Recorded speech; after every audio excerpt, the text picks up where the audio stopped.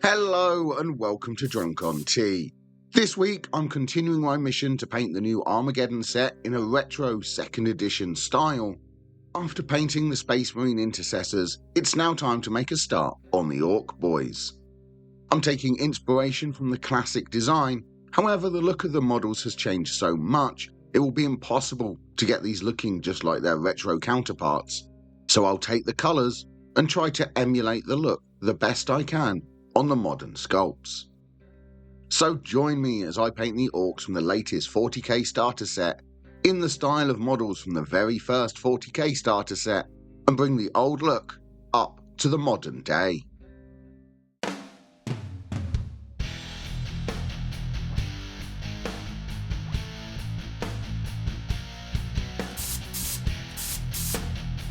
The first thing I've done is prime the mini white so I can get a nice bright undercoat to really make the colours pop. I've also applied sand to the base of the model so it's all ready for its Goblin green retro base. First, with War Boss green, I'm going to paint the skin. I'm making sure I paint all of the skin with a couple of layers of War Boss green. As this is a layer paint, it will take a couple of layers to build up to solid coverage, but by keeping the layers nice and thin, in about 3 coats it will build up to that solid coverage without obscuring any of the details. I'm using War Boss green for the skin because it's closer to the old Goblin green, a staple of retro paint jobs. Everything used to be a lot brighter than today, so the War Boss green will give me a nice bright base coat for the skin that I can shade and highlight later to get that retro orc look. There's quite a lot of exposed skin on this model, a lot more than on the 2nd edition Orks, so I'm making sure I cover it all with a few layers of paint. I want to make sure I don't leave any of the white primer showing anywhere, so I'm painting right up to the edges of all of the details. Any white showing through at the end will be really noticeable, so I'm making sure that with every base coat I apply to this mini, I don't leave any showing around the edges or in hard to reach places. After a couple of layers of War Boss green, I've built up to that solid cover all over the skin. Now with Evil Sun Scarlet, I'm going to paint the fabric. I'm painting the vest top this orc has on, being careful around the skin that I've already painted, but making sure to cover all of that primer. Red is another colour that's almost essential in any retro colour scheme. So many of the models from this era had red details on them, so this pop of bright red will really help give that retro look to the model, even if it is a modern sculpt. This will also take a couple of layers to build up to solid coverage, but after 2 or 3 coats I should have a nice solid bright red all over the shirt to the orc. I'm also catching the wristbands with the Evil Sun Scarlet as well. This will add another pop of colour and really lean into that classic look of the orcs that I'm trying to emulate. With the red applied, it's added that pop of brightness to the model. Now with XV88, I'm going to paint everything I want to be leather. I'm starting off by painting all of the straps on the model. XV88 will give a really nice light leather to all of these details. It's similar to the old snakebite leather and will look a lot brighter than the Rhinox hide I tend to use when basing leather details when painting in a darker, more modern style. As always, I'm being careful around details I've already painted and making sure I cover all of the white that's showing. I'm also catching the belt with a few layers of XV88 as well, making sure that I paint right up to all of the details and not forgetting to paint the tops and bottom of the belt as well, so there will be none of that white showing. I'm also going to paint any pouches on the model as well. There is a lot of variation to these new Ork Boyz, so make sure you check the model all over to make sure that there aren't any small details tucked away that need painting. And I'm painting the boots as well. I'm leaving the trim and sole to the boots for now, as I'll paint these metal later, but I'm making sure I catch all of the leather areas with a couple of layers of XV88. And with the leather painted, this orc is already starting to get the retro look I'm going for. Now, with Corvus Black, I'm going to paint his trousers and the weapon. For the trousers, I'm being careful not to catch any areas I've already painted. By painting the trousers black, it will give the look of the old black and red uniform from 2nd edition. The old models were very static and only came in one pose, whereas these models all have different poses, weapons, and are more unique. But hopefully I can give enough of a nod to the old minis that these will bring back nostalgia for some players. When I'm painting the belt loops, I'm being very careful next to the leather belt as I make sure I cover all of the white and build up to a solid coat of Corvus black all over the trousers. I'm also painting all over the weapon at this stage as well. I know I'll be painting some of these areas with metallics later on, but painting the weapon black now will give a good base for the metal in later stages. And with the trousers and weapon painted, the model is really starting to come together. Now with Avalan Sunset, I'm going to paint the fur on the rim of his hat. Yellow is another colour that really helps sell the retro look. The bright pop of yellow is so very 90s, and a lot of models had yellow on them, so the fur on the hat should really give off that pop of bright colour and make the whole scheme look like it was from 30 years ago. With the fur painted, it's added that pop of colour, so now it's time to move on to the metals. First, with Lead Belcher, I'm going to paint all the armour panels on the Ork. There are quite a few of these dotted around.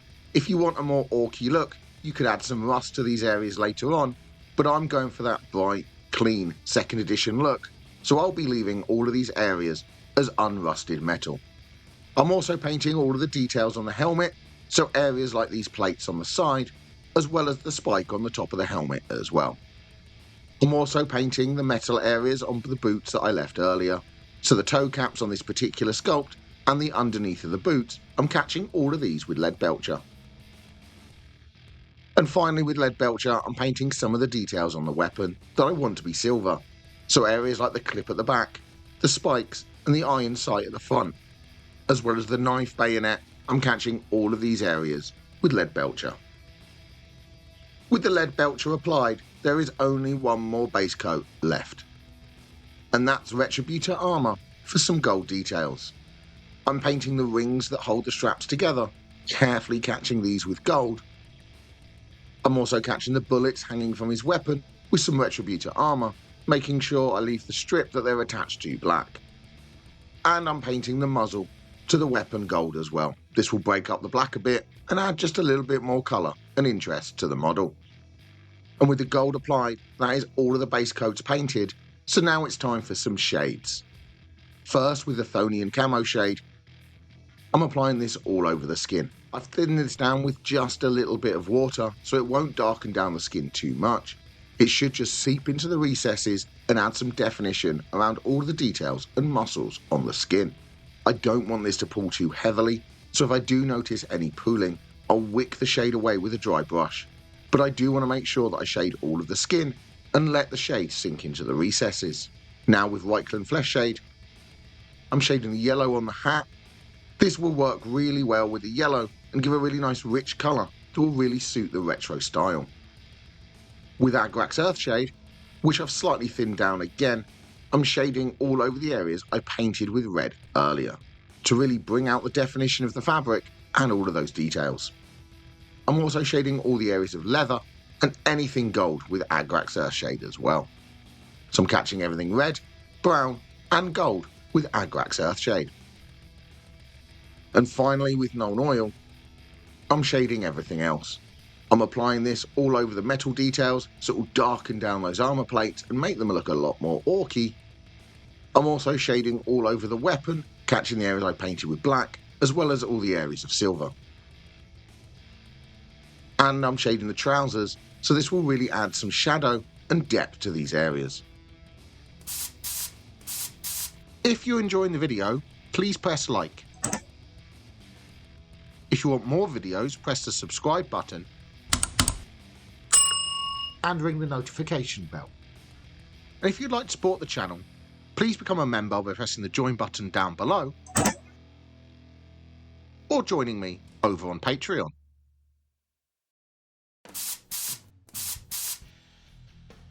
And with the shades dried, you can see all the definition on the model that they've brought out. And now it's time to start highlighting the model. Starting with Warboss Green, I'm going to highlight the skin. I'm keeping the paint quite thin here, and just applying it in areas that the shade didn't settle. By leaving the shade in the recesses, I'm brightening the skin back up to its original colour, but keeping all of the definition I got from the shade paint. On the arms, where there are a lot of muscles, this will keep all of the shading between the muscles, but brighten up the raised bits of skin. Having a bright skin will really help give this orc that bright retro look, and really make this model stand out on the tabletop. So I'm being careful where the shade has settled, and just catching all of the areas that the shade didn't settle in with a layer of thinned down Warboss green. On the hands, I'm leaving the shade between the fingers, but catching the rest of the skin with a layer of the base coat to bring it back up to colour. With the Warboss green applied, it's brightened up the skin. Now with Skarsnik green. Once again, I'm keeping this quite thin, so a bit of the Warboss green will show through, and I'm applying some of this in the middle of all the areas that I just applied the Warboss green. I want to focus this onto the larger details and more prominent features of the orc to brighten up that skin a bit more and add some extra definition to the skin. On the arms, I'm applying this paint towards the top of all the muscles, making sure I leave a bit of the previous layer showing around the edges so I'll get a nice transition on the highlights. There are a lot of muscles, but it's really worth taking the time and making sure you highlight them all with some Skarsnik green, as this will really bring out the shape of the model and give the orcs some real definition on the table. So I'm applying this paint in the middle of the areas that I applied the previous layer, making sure that I leave some of that layer visible around the brighter Skarsnik green. With that layer applied, you can see how it's really brightened up the skin. And now with some Nurgling green, I'm applying the final highlight to the skin. With this paint, I'm catching the very edges of the most raised and prominent details, so areas like the lip, the jaw, and the nose. On the muscles, I'm picking out some of the most pronounced muscles and adding a thin line of Nurgling green to really bring out that definition. I'm keeping these lines nice and small and just following the very edges of all the muscles with a thin highlight of Nurgling green. On the hands, I'm picking out details like the knuckles as well as any details or sharper angles on the hand, highlighting these details with a thin highlight. And with the Nurgling green applied, that is the skin painted, so next I'm going to paint the teeth.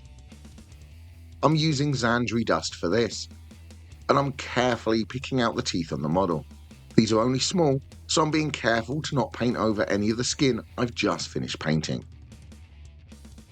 As well as the teeth, I'm also painting any nails on the hands with a layer of Zandri dust as well to pick out the fingernails. Now with White Scar, I'm going to highlight these details.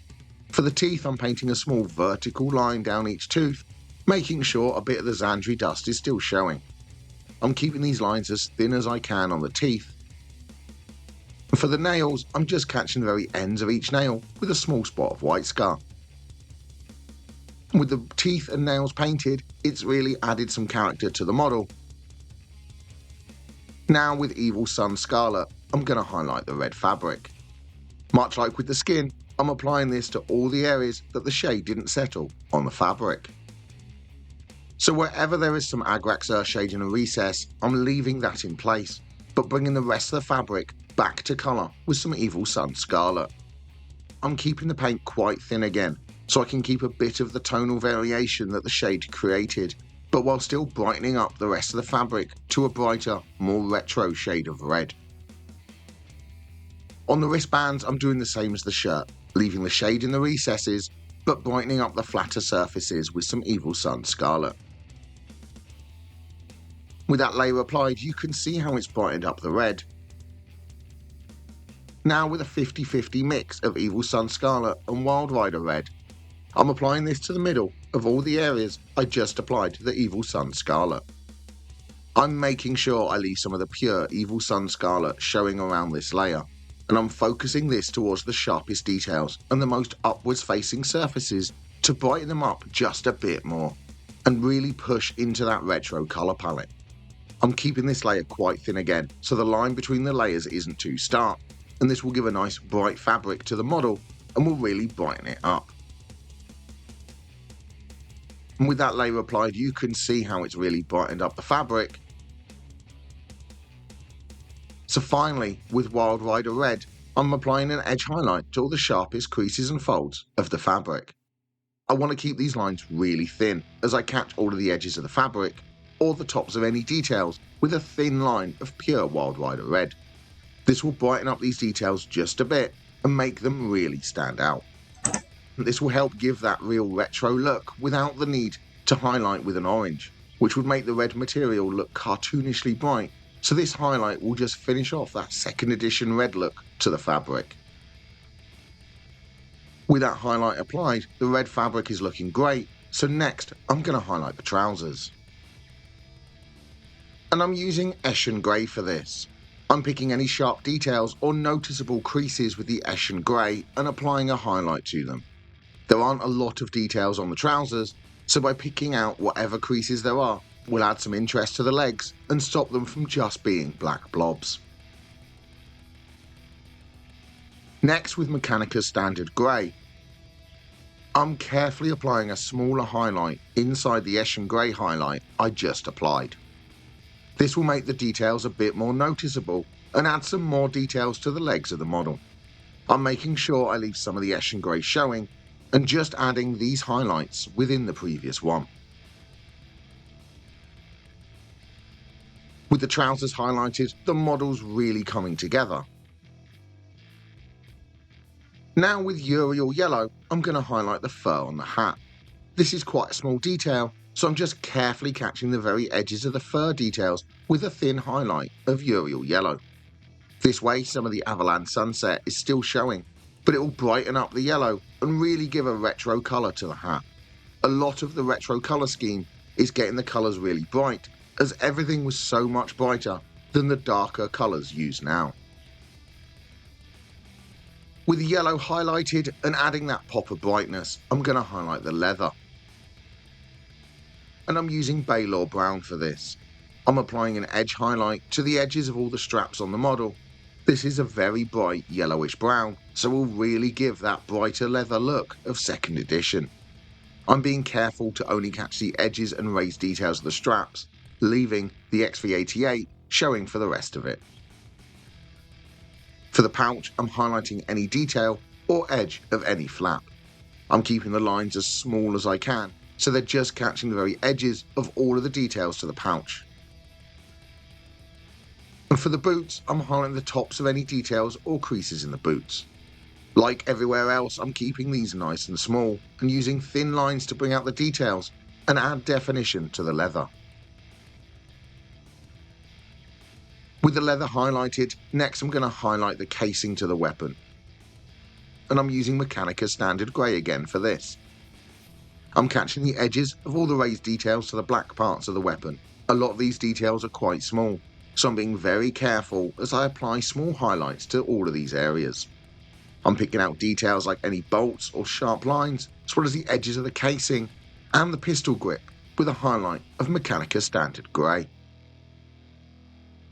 And now with Stormhose Silver, I'm going to highlight all of the metal details.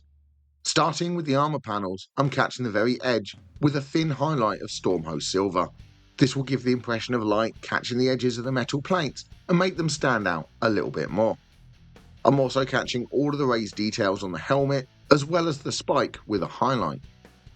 And I'm doing the same to the metal parts of the boots too. I want to keep these highlights as small as possible, but make sure that I catch all of the areas the light would catch and give them a small shine of Stormhose Silver. And I'm also highlighting the gold with Stormhose Silver to give them a nice shine. So I'm catching the edges of the bullet casings and around any details of the muzzle that I painted with Retributor armour. I'm also highlighting any of the gold loops as well with a small touch of Stormhose Silver. And with the metal highlighted, there is just one more detail I want to paint to really add that retro feel to this paint scheme. So with the Baden Black, I'm painting alternating studs on the wristbands. The second edition Orks often had a checkerboard pattern of black and white to them. Although I'm not replicating that exactly, I can give a nod to that design by using these studs. By painting alternating studs, after painting the black, I can use white on the remaining ones and it will have a vaguely recognisable look to the wristbands, a nice simple update on the classic paint scheme. And finally, with White Scar, I'm painting the alternating studs that I didn't paint in the last step. I'm being careful to only paint the studs and avoid overspilling onto the wristband itself. This effect isn't going to be too noticeable, but it will give a nice subtle nod to those old monopose plastic orcs from the past. And with the wristbands finished, that is how to paint a modern Armageddon Ork in a style inspired by the retro 2nd edition Ork scheme. Although the design is so different, I think the colours really give off that 2nd edition vibe and will look great fighting my retro themed Blood Angels. Please let me know in the comments if you've been painting your orcs yet, and if you feel this scheme evokes that retro feeling. But thank you very much for watching. Please don't forget to like and subscribe for more content as I keep working my way through the Armageddon box, painting it in a retro 2nd edition style. And happy painting!